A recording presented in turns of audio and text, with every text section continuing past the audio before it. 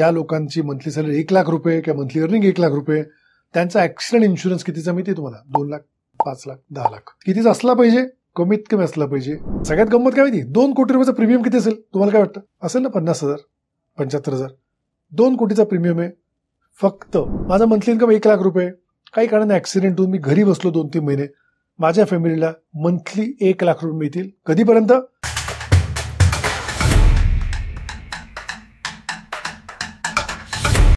नमस्कार. आपण आतापर्यंत हेल्थ इन्शुरन्स म्हणजे मेडिक्लेम याबद्दलचे बारकावे, खाचाखोचा सगळं जाणून घेतलं. आता एक टॉपिक खूप महत्वाचा आहे आणि अनफॉर्च्युनेटली भारतात हा टॉपिक सगळ्यात निग्लेक्टेड टॉपिक आहे. भारताची लोकसंख्या काहीतरी 146 कोटी आहे आणि भारतात 0.001% लोकांचा सुद्धा ऍक्सिडेंट इन्शुरन्स नाही आहे. ऍक्सिडेंट इन्शुरन्स लोकांचा जो आहे तो अत्यंत इनॅडिक्वेट आहे.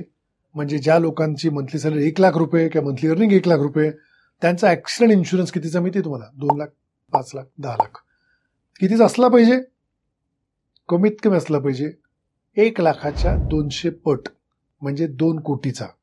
आता तुम्ही म्हणाल सर तुम्ही काय पॉलिसी लोकांनी विकावी किंवा घ्यावी आणि त्यातून कमिशन मिळावं एजंटला म्हणून तुम्ही बोलताय. अजिबात नाही. माझ्या सांगण्यामध्ये दरवेळी तुम्हाला एकच जाणवेल, तुमचं वेलफेअर, तुमची ह्युमन लाईफ व्हॅल्यू किती आहे. एक लक्षात घ्या, आपण जेव्हा मरतो, या जगातून जातो, तेव्हा आपल्या फॅमिलीला आपण काय सोडलं पाहिजे? आपल्याविषयीच्या चांगल्या भावना, सदिच्छा, आपले संस्कार आणि सगळ्यात महत्त्वाचं लिगसी सोडून गेलं पाहिजे आपण. लिगसी म्हणजे काय? आपल्या विचारांची, संस्कारांची लिगसी. आणि सगळ्यात महत्त्वाचं म्हणजे आपण जे पैसे कमवले त्याचा फॅमिलीला राईट पद्धतीने युटिलायझेशन, म्हणजे आपली फॅमिली त्याच स्टँडर्डने पुढे जगू शकते, त्याच प्रकारे कार की त्याच्या वरच्या कार घेऊ शकेल. त्या पद्धतीने मंथली जे त्यांचा स्टँडर्ड ऑफ लिव्हिंग आहे तेच मेंटेन होईल. मुलाचं कॉलेज, स्कूल तीच राहील. त्याला वडिलांनी इन्शुरन्स बरोबर काढल्याने म्हणून लोअर ग्रेडला यावं लागणार नाही किंवा शिक्षण सोडावं लागणार नाही किंवा बायकोला दागिने विकावं लागणार नाही, बायकोला कुठलं लोन घ्यावं लागणार नाही, आपला फ्लॅट जप्त होणार नाही. हे सगळं करण्यासाठी काय आवश्यक आहे? हे आवश्यक आहे की आपण स्वतःला रिप्लेस केलं पाहिजे कमीत कमी फायनान्शियली. इमोशनल रिप्लेसमेंट कधी होत नसते. ती व्यक्ती गेली ती गेलीच, त्याची भरपाई कधी होत नसते. पण ती व्यक्ती गेल्यानंतर जो फायनान्शियली खड्डा पडला, माझं खूप बोल्ड स्टेटमेंट आहे, कदाचित तुम्हाला नाही आवडणार, पण आपण म्हणजे ऍक्च्युअली एक ब्रेड विनर जो असतो तो म्हणजे एक मनी मेकिंग मशीन असतो. तो जर गेला तर त्या कुटुंबावर पूर्णपणे फायनान्शियल बर्डन येतं प्रचंड. आणि आजकालची अवस्था इतकी वाईट झालेली आहे. आजकाल आपल्याकडे ऍक्च्युअली आली अमेरिकन संस्कृती. पगार असतो 1,00,000 आणि लोन असतं आपल्याकडे 1 कोटी. मोठ्या प्रमाणात लोन घेतो आपण, मोठे मोठे घरं घेतो. इझिली लोक आयफोन घेतात 70,000, 80,000, 1,00,000 रुपयाचा. इझिली आपण प्रचंड पैसा खर्च करतो. पण प्रश्न आपण विचार करत नाही, उद्या जर काही परिस्थिती गुदरली आपल्या फॅमिलीला, आपण नसू तर हे स्टँडर्ड फॅमिलीला मेंटेन करता येईल का? उगाच शक्य नाही तरी मोठ्या कार घेणं, महागड्या घेणं का? कारण लोन अवेलेबल आहे. हे पूर्णपणे चुकीची लाईफस्टाईल आहे. आता ती चेंज करणं काय त्याच्यावर लेक्चर देणं हा माझा स्वभाव नाही. आवडेल द्यायला पण नाही देणार मी. सम इन्शुर्ड मग 2 कोटीची का घ्यायची? आता विचार करा, आपण पॉलिसी का घेतो? आपण कव्हर का घेतो? आपण गेल्यानंतर फॅमिलीला ते पैसे मिळावे, बरोबर ना? का उगाच टाइमपास म्हणून एखादी पॉलिसी घेतो आपण? नाही. म्हणजे थोडक्यात उद्या जर मी गेलो, माझा समजा मंथली इन्कम 1,00,000 आणि समजा विचार करू की माझा सम इन्शुर्ड 10 लाख रुपये मी घेतलेली आहे. मला खूप मोठी गोष्ट वाटते 10 लाख. ओके. आणि मी गेल्यानंतर फॅमिलीला 10 लाख मिळाले. ते 10 लाख जर बँकेत टाकले, चांगल्या बँकेत, ज्या बँक टिकणार, ती बँक बुडणार नाही अशी बँक, 7% रेट ऑफ इंटरेस्ट आहे. म्हणजे 10 लाखाला माझ्या फॅमिलीला वर्षाचं उत्पन्न मिळेल 70,000 रुपये. म्हणजे मंथली इन्कम मिळेल अराउंड 5,800 रुपये. 5,800 रुपये मंथली इन्कम मिळेल.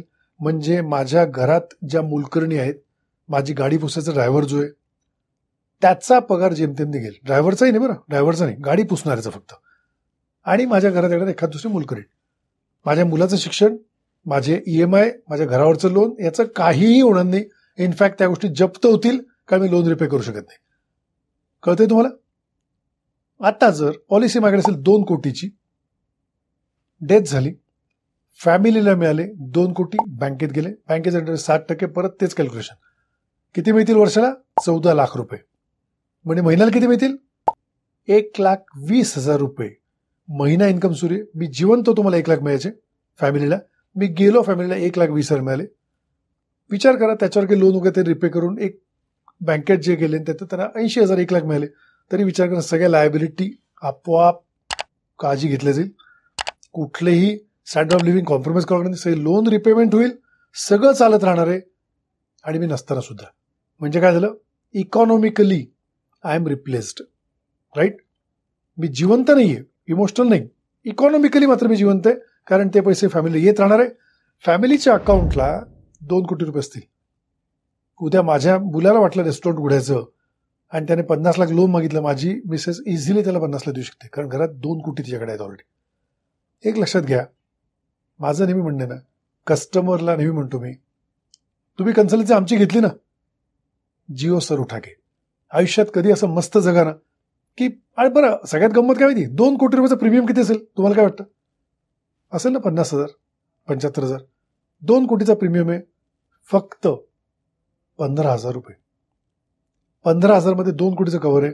आता मला सांगा, म्हणजे मंथली किती झाले? परत मंथली आले 1200 ते 1300 रुपये फक्त.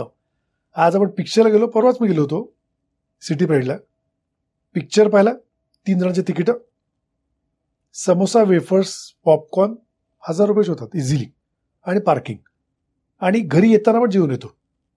टोटल 2 ते 3,000 खर्च होतो आपला एका पिक्चरसाठी. मला सांगा, असं समजलं आपण एक पिक्चर एक्स्ट्रा बघितला आणि या पद्धतीने पॉलिसी घेतली, तो वाटत नाही it will always give peace of mind. अतिशय शांतपणे आयुष्य जगाल, समाधानी जगाल, आणि कुठल्या या प्रकारचे आर्थिक विवंचना आपल्या डोक्यावर नसतील. अतिशय आनंदाने समाधानाने जाऊ की यस मी शिकलो, लोकांना शिकवलं, आणि माझं कव्हर तितकं घेतलं परफेक्ट मी की माझी फॅमिलीला कुठल्याही प्रकारची आर्थिक ददात पडणार नाही. राईट. माझी रिक्वेस्ट आहे, ॲक्सिडेंट इन्शुरन्सचा विचार करा, नक्की घ्या. आणि सगळ्यात महत्त्वाची गोष्ट, तो एक विषय वेगळा, मी वेगळा विषय बोलणार परत एकदा. ॲक्सिडेंट इन्शुरन्स ही टर्म इन्शुरन्सची रिप्लेसमेंट नाही आहे, आणि टर्म इन्शुरन्स ॲक्सिडेंट इन्शुरन्सची रिप्लेसमेंट नाही आहे. टर्म इन्शुरन्समध्ये काय कव्हर होतं माहिती तुम्हाला?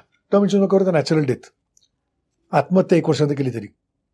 आणि टर्म इन्शुरन्समध्ये कव्हर होतं ॲक्सिडेंट. टर्म इन्शुरन्समध्ये कव्हर होतं डिसॅबिलिटी, परमनंट टोटल डिसॅबिलिटी, म्हणजे दोन्ही पाय गेले, 1 पाय 1 हात, 1 डोळा 1 पाय असं गेला तर. पण टर्म इन्शुरन्समध्ये काय कव्हर होतं माहिती? टर्म इन्शुरन्समध्ये ॲक्सिडेंटली 1 हात गेला इथून, 1 रुपये मिळत नाही. तेच माझी 2 कोटीची पॉलिसी, 1 हात ॲक्सिडेंटली गेला, माझ्या फॅमिलीला मिळतील 1 कोटी रुपये. मी जिवंत आहे, माझा फक्त 1 हात गेला ॲक्सिडेंटली, 1 कोटी मिळतील फॅमिलीला. विचार करा. आणि सगळ्यात महत्त्वाचं, ॲक्सिडेंट प्लॅनमध्ये अजून एक बेनिफिट आहे, लॉस ऑफ इन्कम. माझा मंथली इन्कम 1 लाख रुपये, काही कारणाने ॲक्सिडेंट होऊन मी घरी बसलो 2-3 महिने, माझ्या फॅमिलीला मंथली 1 लाख रुपये मिळतील. कधीपर्यंत? जोपर्यंत मी खडखडीत बरा होऊन जॉबला परत जॉईन करते तोपर्यंत. आणि तो पिरियड वाढला, समजा मला 10 महिने 1 वर्ष राहावं लागलं घरी, तर मला 1 लाख रुपये मंथली इन्कम मिळणार आहे पुढचे 12 महिने, जोपर्यंत मी खडखडीत बरा होऊन जॉईन करते तोपर्यंत. आणि हे कव्हर 2 वर्षापर्यंत मिळतं, लॉस ऑफ इन्कम. याचा विचार करा. अतिशय किरकोळ प्लॅनमध्ये, मी तर म्हणतो निग्लिजिबल प्रीमियम, कमी नाही, निग्लिजिबल प्रीमियममध्ये तुमचं कव्हर प्रचंड होतं. आणि तुमचं कव्हर किती पाहिजे? तुमचं कव्हर तुमच्या सॅलरीनुसार पाहिजे, 200 पट. म्हणजे 5 लाख सॅलरी असेल मंथली, तर तुमचं 10 कोटीचं कव्हर पाहिजे. आणि कव्हर इतक्या कमी किमतीत अवेलेबल आहे, नक्की घ्या. काही गायडन्स हवं असेल, कधी संपर्क साधा. हा व्हिडिओ आवडला असेल, हे चॅनल आवडलं असेल, तर नक्की लिंकला क्लिक करा, बेल आयकॉन क्लिक करा, म्हणजे तुम्हाला रेग्युलर आमचे अपडेट येत राहतील. तुमच्या मित्रांना, नातेवाईकांना सगळ्यांना शेअर करा. Thank you very much. Have a great day.